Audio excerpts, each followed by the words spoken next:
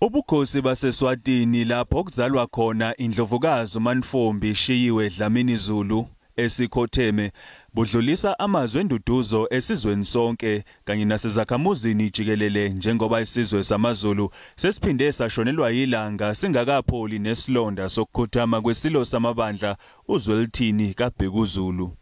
Induna esigodlweni seNgonyama yaseSwatini uLusenvo Fakudze ithi nabo eSwatini balimele kakhulu. Awusiphatheke kabi kakhulu nalamahlelo samaswati akasishiye nendlela ashiye ngayo.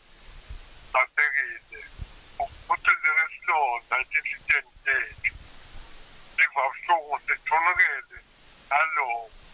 Uma sibuya ngapha ekhaya usihlalo wendlu yobuholi bendabuko kuzwelonke inkosi uSipho Mahlangu ngokunjalo nomele inhlangano yobuholi bendabuko eControlesa eEastern Cape bazwakalise ukushaqeka nokudumala ngokukhothama ngokukhulu kuzuma kweNdlovukazi.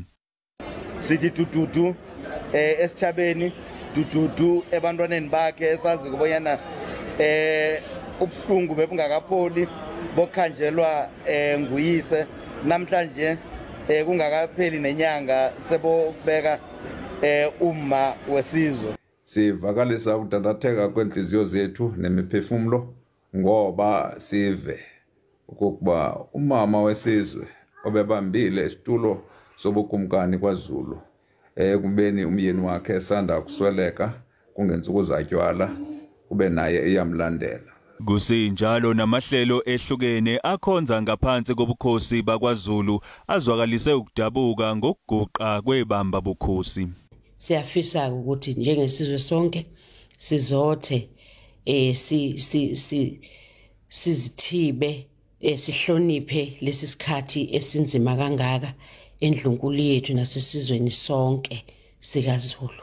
Siyakhala siyalila ngokuvelela isizwe, ngokuvelela indlunkulu, ngokuvelela abantwana basendlunkulu, ngokuvelela amazinyane embube, ngokuvelela uZulu wonke jikelele.